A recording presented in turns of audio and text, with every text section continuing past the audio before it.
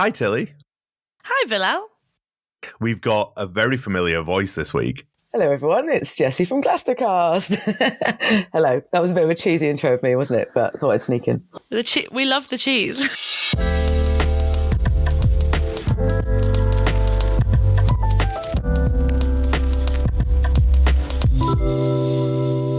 The dust has settled. How did you get on for Glastonbury tickets? The stunned silence. I think that just sums up how well both of us did, really. Yeah, definitely. Absolutely nada. Yeah, same here. It was a really tough year for me and my gang. For the first time ever, we got 0 tickets in coach and 0 tickets in the main sale. So I am currently ticketless, guys. Boo-hoo. Everybody cries. So's Tilly. Yeah. We're going to find a way in for you. Yeah. And we'll talk about different options in later, I think. How close do you normally get, or what's your split for coach to main? Do you normally get like 1 or 2 people in the coach and then more in the main? How does it normally work for you? Well, last year, I'll go with last year as an example. I mean, last year was different because we got so many more in coach. I would probably say that I think we only got 1 team in the main sale. So there were 6 people who were drivers as such. And then the other kind of 25 to 30 were all on the coach, some of them in the resale and some of them in the first one. So we normally get almost everyone in. We had a couple of people that we missed last year, but yeah, it was very much coach heavy last year, which was why lots of my group decided to go for like a glamping option rather than, so that we didn't have those poor 5 people in the cars having to take everybody's tents. But yeah, and then previous years, it's normally been about 50-50, maybe a little bit more heavier on the main sale. But yeah, it's so unusual, but such is life. How close did you get, Tilly? I was on solid green 2 bars for the entire time. Team I went 2 bars. When I made myself a cup of tea, I was putting away washing. There was absolutely no movement. How many flags are going to have 2 bars on them? It's going to be the running. Well, it's going to be the meme. Everyone who got in is going to have had more than 2 bars, so they won't get it. They'll be like, what's everyone laughing about? They're going to flex. Somebody counted. I saw a post where someone was like, oh, guys, it's actually 30 bars or whatever it was. Someone went to the trouble of working out how far behind they were. How many you actually would need. I didn't get close on the coach. A friend of mine did. Got to select, this is for my coach tickets, got to select the departure and nothing was available. So they were, you're just 60 seconds late and that was painful. We tried and tried for the failed sales and maybe we got in, but it just didn't happen. And then someone in my group of 6 got me mine on the main sale. I did get in on the main sale, actually, but by the time I'd inputted for a group of friends, I got that dreaded all tickets have been allocated.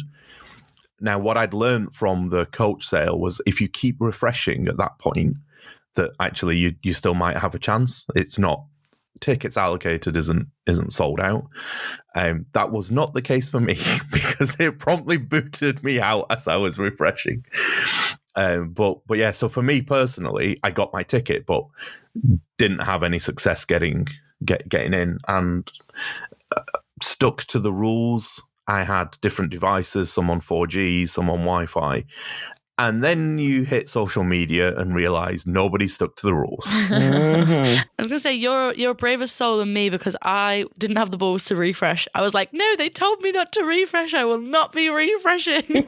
I mean, maybe that's why I didn't get them, but I followed the rules and nothing happened. I only refreshed when it said tickets allocated, but I didn't refresh when I had the bars.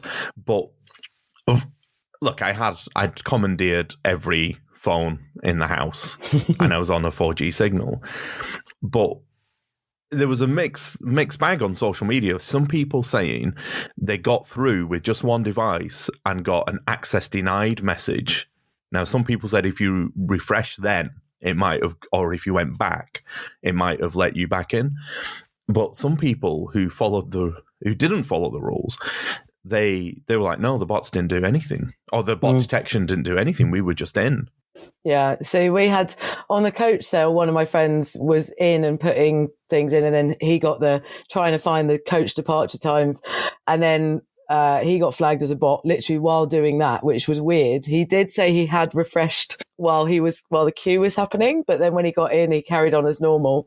So that was frustrating. And then on the main sale, the only person out of all of us that actually got onto the site and to start inputting details, and he got through probably about 12 minutes past 9. So not exactly, cutting it fine. He was sort of in the first half, or just about, maybe about halfway. He got the access denied, and he just kept going forward, back, refreshed, and he just could not get past it. So we had all our fingers crossed, praying for this one guy, and it was my team that he was going for. So yes, lots of frustration was happening. But yeah, so both of those things that you said below, I experienced. Yep. How did you handle hit 9 o'clock or hit 6 o'clock for coach and just sitting there? I mean, well, come on. I don't like the system, because at 090000, your fate is decided, basically. Like, your position, it doesn't give you a number, right? But as I was reading after the coach sale, I was reading a lot on the Discord and the Reddits and the things, and someone was like, if your 2 bars doesn't grow within the first minute and a half, you may as well just shut everything down and leave, because you're not going to get anywhere near it. And it seemed to ring true for at least me and all of my team on the Sunday. The only people who got anywhere near had moved within the first kind of minute. They got that first shunt forward. But yeah, I don't know. The actual physically not refreshing was just, it meant our WhatsApp group was much more active, because people were like, has yours moved? No, has yours moved? And the WhatsApp group was constantly going, because we had nothing else to do. Like, guys, I've gone forward half a square. What does this mean? So it just got a bit frantic and frankly quite irritating. I'm all for silence in a WhatsApp. Yeah, well, unless you've got something to positively add, that I'm in or I'm a bar away. Yeah, just chatter that, I've not gotten anywhere. Yeah, it just I think hurts you if you need to scroll up and get registration numbers. Some kind of screw up. You've suddenly filled the chat with noise. Yeah, true. I mean, our things are all very separate. We have like separate spreadsheet and everything. So the chat is just for chat. But normally in previous times when it was F5 smashing, it was silence in the WhatsApp group from 2 minutes before. The only thing that was allowed was a screenshot of a confirmation, like, bong, here it is. But because this time we had nothing else to do, it was like, well... Yeah, that's interesting. So because of the change of approach, you've chilled out on the WhatsApp rules. Yeah. Well, you've got nothing else to do, have you, when you're waiting for those 2 bars? Well, you made a cup of tea, Tilly. Well, yeah, exactly. True. That's only because I was sat there, like, my eyes were turning into 2 green bars. And I was like, I need to distract myself. Yeah, there's something about that will be burned into everyone's eyesight, because I think everyone was just staring at them like, did you move? Did it grow a little bit? Did I see it? And you're like, is it going backwards? Is it one? Yeah. I had more nervous energy because of that. Yeah. Just staring at it, and I didn't know what to do. And I'm waving my hands around now because I just wanted to press F5, but it was a shock to the system. Do you think it was fairer? I don't know.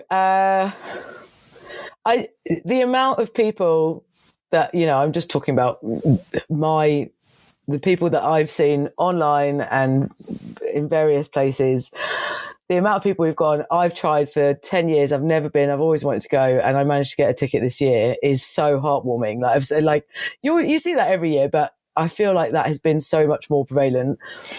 And even like my cousin, who has again been trying for years, but I've never let her on the spreadsheet. She got tickets with her boyfriend, and that's lovely. In a way, that's lovely. We'll talk about how that maybe might affect the crowd, let's say. But and then the amount of people that I know that are like regulars like me, have been for years, have always managed to prevail, let's say. They're all the ones that have been like, no, we've had zero luck, we got nowhere near it. So I don't know. I think it's nice. I think it's the ballot idea makes sense, right? I do get that some people get upset that some people like myself go for 10 years in a row and always manage to get tickets. But then I guess it's also it requires a bit of effort and trying and being like, I really want to go to Glastonbury. I'm going to research the best way to get there. Like I'm going to look up how I can manage the tickets before doing it. Whereas this just kind of felt like, oh, Glastonbury tickets are out. Yes, okay, you had to register, which I guess is an extra step. But it could have just been like, you know, any old Tom, Dick or Harry, I guess is the phrase, you know, just sat on their sofa on Sunday morning like, oh, I got through, great. Do you know what I mean? It just felt a bit like without the putting the effort in, I don't know. Will it affect the crowd? What do you think? I mean, we always talk about this, don't we, Bill? This is like our one. I mean, I'm going to say no. That's just because, I mean, I'm definitely Bill will probably tell a story about the person he went with last year who was a newbie. And it's like, just their amazement is like what keeps it still so amazing, because everyone's like literally bewildered by everything. And obviously if you've been going for years, like you're equally as bewildered, but you've seen it before, whereas all the newbies are like it's even more insane for them.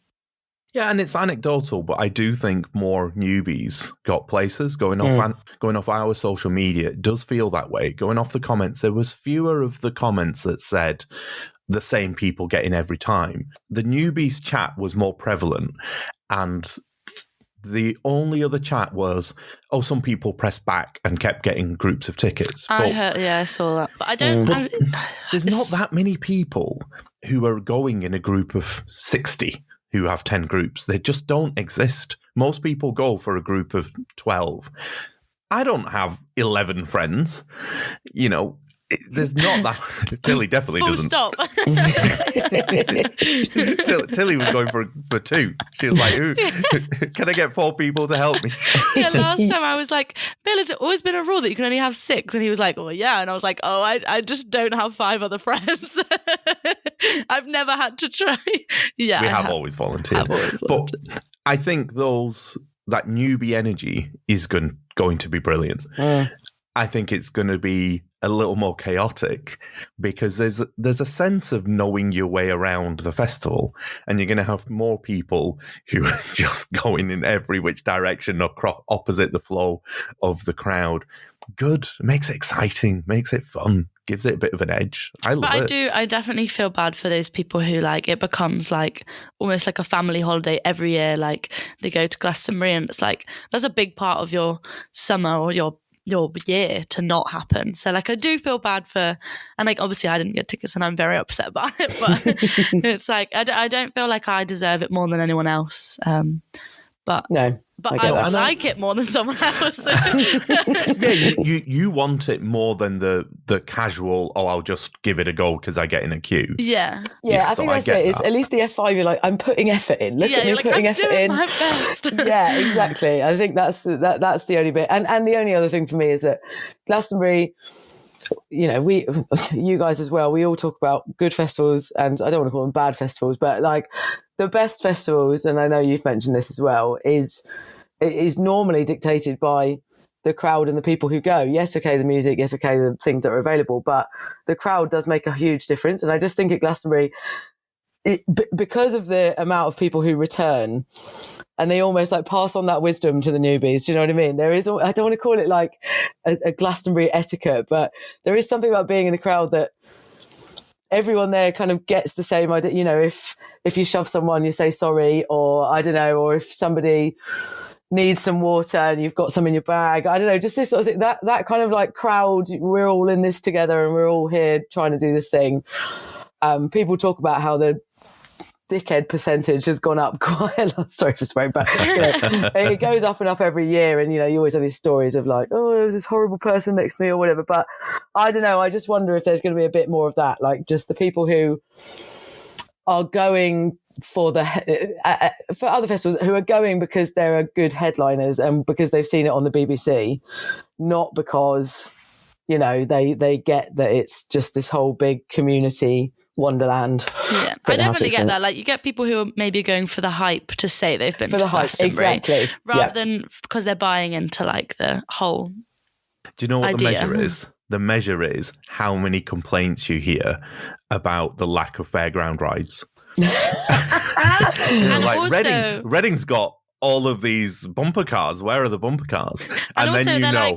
They're like, what do you mean I can't get a burger at every food van? And I'm like, well, it's because they actually have nice food. Yeah, they're like, what's Kedgeree? Why am I eating cake? Yeah. Why is like 50% of them vegan? Yeah, okay. I don't eat vegetables. Yes, okay. I genuinely don't think any of that will happen. I'm genuinely jesting. I think. Look, maybe because I haven't got a ticket and I'm being extra cynical. Let's put it that way. Oh, well, that's fine. Look, it's all speculation until you get there. Who knows? Yeah, exactly. But I genuinely think there are so many people who've waited years who get it, and they're the ones on social media. They're the ones listening to our podcast and listening to yours as well, and trying to get a feel for what the expectation is. Mm-hmm. And actually, I go back to that thing where I say it gives it an edge. Maybe the festival needs to change. Yeah. Maybe it needs to do something other than Rod Stewart. Nice segue. Maybe that is catering to the festival crowd of days gone by. And maybe the new crowd want Charlie XCX. Yeah, from all the backlash, I don't think the people are happy about Rod Stewart. Imagine if they, like, the few drip drabs of people they release puts off all the, the hype seeking, they're like, yeah, I wanted so-and-so and so-and-so, and then they all let their tickets go and we have more in the resale. And then they're like, bang, here comes the Chapel Rose, bang, here comes the, And also here comes all the usual festival goers. Yeah, I'm daydreaming now. Then Tilly, you two are charging in. Screw you and your 2 bars, we're in here now. Yeah, 2 bars can't stop me. What we need is it was when Jay-Z was announced, loads of people gave up their tickets and then they didn't sell out until like a month before. Yeah. This is back in like 2007, I think. Like they announced Jay-Z and everyone was like, oh, I'm not doing this. That's what we need. We need a really someone that everyone well, I don't know, at the time they were against Jay-Z at a rock music festival was what it was called. I was about to say we need someone that everyone hates, but that people don't hate Jay-Z. But anyway, that's what we need. We need like a real. Is Rod Stewart big enough? Do we need someone else? Do we need a new? Who can we get? I got some Rod Stewart hate directed at me, but I'll get onto that. But I think the biggest flex from Jay-Z was when he played Wonderwall badly and got the words wrong. And the crowd loved it. I thought that was what a way to win that crowd over. Yeah, classic. I posted something on. It wasn't even that bad. It just said, "Are you excited about this? Really?"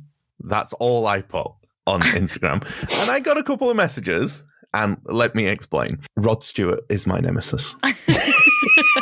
Like Chris Martin is my nemesis. Is it like similar? Dua Lipa is my nemesis. Exactly Amazing. like that. We all have nemesis. And it's entirely irrational, but I'm going to explain very briefly now why. Take yourself back 20 years ago.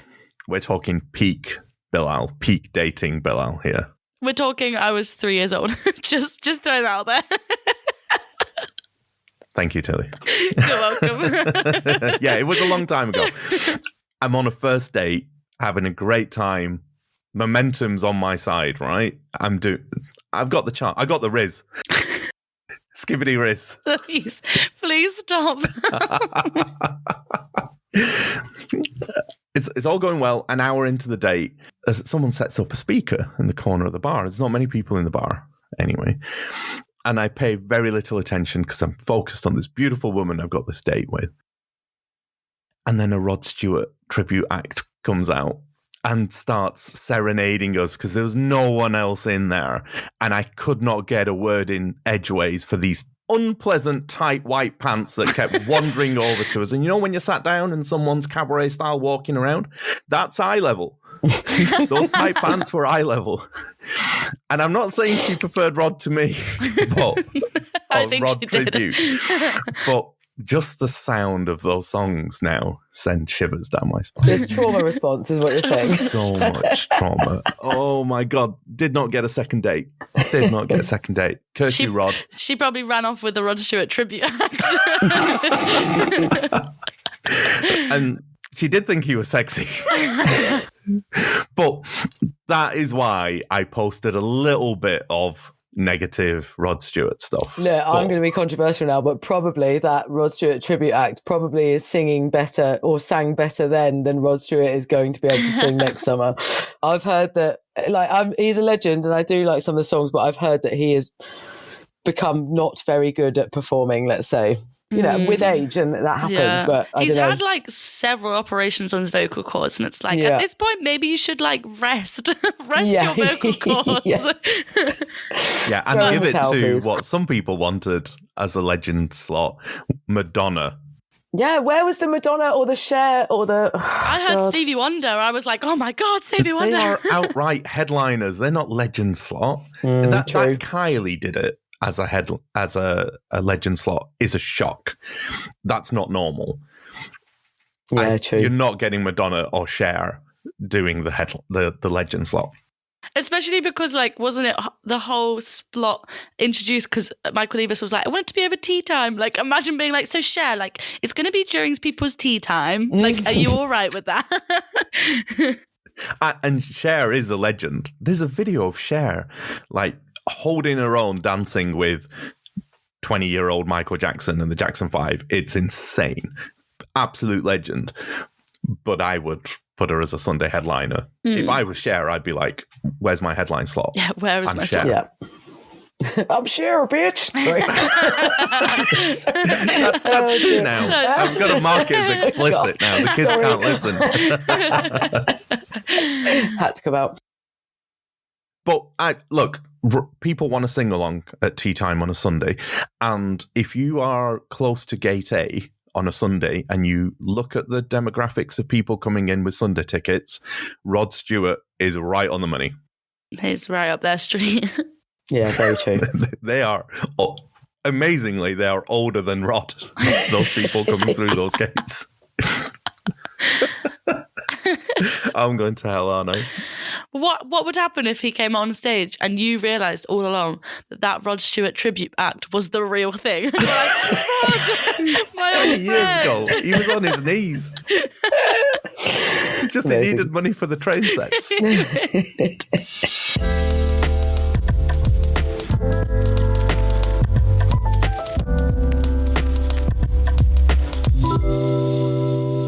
I genuinely believe that if you want to go to Glastonbury enough and have enough annual leave, you will find your way there because of all the other ways you can get in. There's a link on festivalsounds.co.uk to all the volunteering opportunities. So look that up if you don't have your place. But for listeners, don't give up. It's not done yet. Tilly, you've done Oxfam before. Yeah, for years. 100%. It's the only way I've ever done Glastonbury. And I honestly, like, part of me when I'm going for tickets was like, oh, maybe I just want to go with Oxfam. I'm too scared. But you've got to start planning for that now. Yeah. You've got to start booking your leave, knowing that you might be there a couple of days early. What's your route into the festival, Jessi? Well, I've been thinking a lot about this, obviously. Let's just say the Sunday was a big whirlwind of depression. But so normally I have not worked or volunteered at Glastonbury because this is probably the 60th time I've said this on either your podcast or mine. I have a lot of friends that go to Glastonbury. But this year, obviously, even best case scenario, we get 2 groups in the resale. That's 12 people maximum, which I don't think we will at this point. Of my friends, a lot of them won't be able to volunteer because of annual leave and things like that. And they're not as obsessed with me. Like they love it and they want to go, but they don't love it enough for 7 days of annual leave and, this, that and the other. But actually for me, I've been thinking, you know what, this just opens it up that now I can do the year of working it. And it's not like I feel like, oh God, I'm my friends are going to be off doing things and I'm going to have to leave for shift. It will probably just be me and maybe, let's say, up to 10 people, but some of them will be working, some of them will volunteer with me, some of them won't, or it might just be me. So I'm going to try for Oxfam. I'm also going to try for Festaff. I'm not, I'll just say this quickly, but Ben and I have broken up, so I won't be trying to work at Greenpeace because that would be lots of awkward if I was in this. Well, we're friends, but still just won't be doing that. But I do know people who work in Shangri-La doing some different bits, so might try there as well. So yeah, I'm actually sort of being like, I'm actually quite excited to finally do the one festival that I haven't done volunteering or working at. Yeah, and I think it would be a totally different way to do it. And I'm excited to do that and not have, not feel like I'm missing out because, the rest of my friends have all got tickets. Actually, I can just enjoy the work and enjoy it as it comes. There is a tiny chance I'm trying to explore through two friends that I might be able to get a hospitality ticket. That is like my fallback, which obviously is a lot of money for anybody who doesn't know. It's £1,000 for basically the same ticket. The only difference is there is like a hospitality campsite that has showers and toilets, and then you get to use the interstage as well. But the only way you can get that is if you are on an allocation for kind of the music industry, and that's normally the really big labels have a certain number of allocation. Depending on the number of artists they have playing different stages and this, that, and the other. And it's something that has been offered to me once before, but I already had a ticket and said no. But now again, because I think I'm saving up my money now and I'm going to explore that as an option, but I'm going to probably end up volunteering basically. So we will see. But as you say, I totally agree with what you said, Bilal. If you want to go and you're not, and you have got the annual leave and you can do like a longer stint at it, you will get in. Will you get in with your family and your partner and your 5 friends? Maybe not. But if you're like, no, I want to go and I don't care what that looks like, there are ways to get in, definitely. Yeah, and I agree with that. I get it that people have like other things going on around that hold them back. The 2 days on site before the festival starts, if you're volunteering. Oh, I mean, you enjoyed that last year, didn't you? Yeah, I enjoyed it without having to do any work, which I know was obviously an amazing thing.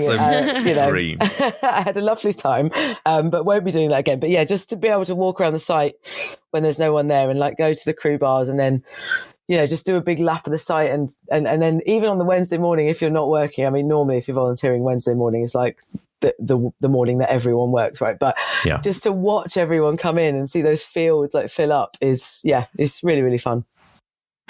So Tilly and I, when we volunteered, we'd be working that Wednesday.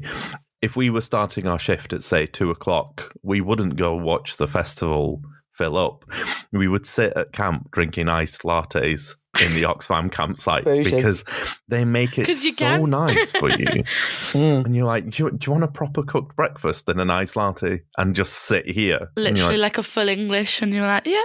It's only like... Yeah, I could do this. It only cost me a meal voucher. I'm not even paying real money. It's Monopoly money. So there's some perks. There's some perks to it. Jessi, should we do some lineup chat in a 2-parter special? Yeah, that sounds good. I've been noticing all the lineups popping out. It is kind of, 'tis the season for that, isn't it? Everyone's trying to get people to buy tickets for Christmas. So yeah, let's do it. Let's talk about them. Yeah, we've got Coachella, Primavera Sound, Parklife, Deershed, loads going on. And we'll talk lineup. A 2-parter, I love it. Which always has to be a 2-parter with you, Jessi. I chat too much, don't I? Sorry.